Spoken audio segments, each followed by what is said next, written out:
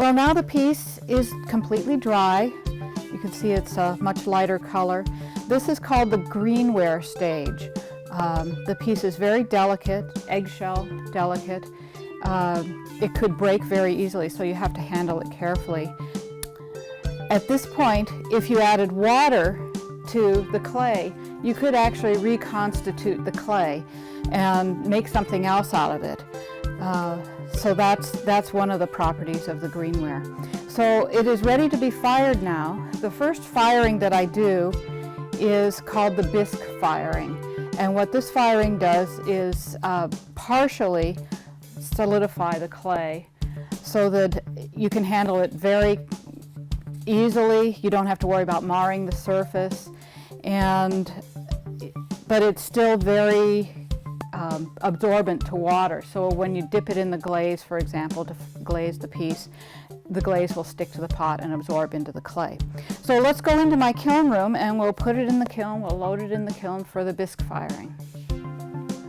Okay, so here's my kiln that I use to fire the pottery.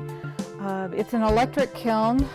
A lot of potters fire their kilns with other type of combustible. Some use oil, some use propane, some use wood.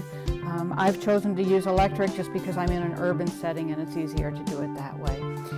So when you stack the kiln, you have shelves that you can put the pottery on to completely fill the kiln. So I'll just place this piece here at the top of the kiln. When you're firing the kiln, you want to keep track of the temperature that the kiln is firing to. And a way you do that is by using what's called a pyrometric cone. With each firing, I place 3 cones in front of the peephole here so that I can peek in during the firing and see how the firing is progressing.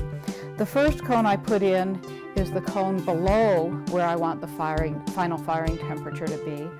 So I'll put that one in first.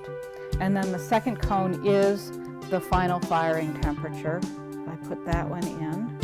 And then the third cone is the one above the final firing temperature, so I know if it's been overfired.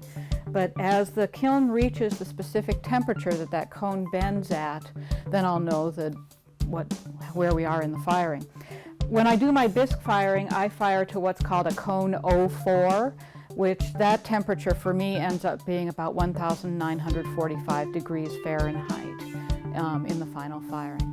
So we'll close the kiln and I'll plug the top hole and put the peephole plugs in here and then turn it on, and the firing will take probably about 12 hours to get up to the top temperature.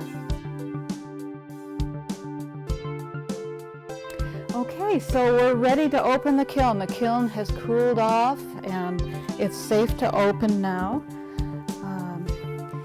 And the pot has been bisque fired.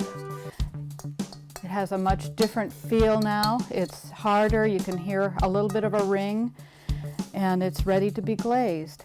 One thing I do want to show you is the cones. You can see the first cone is completely bent over.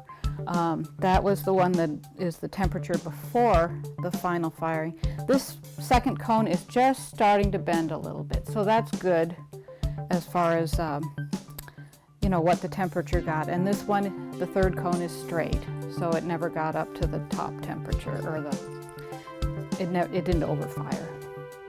Okay, so let's take this and start glazing it.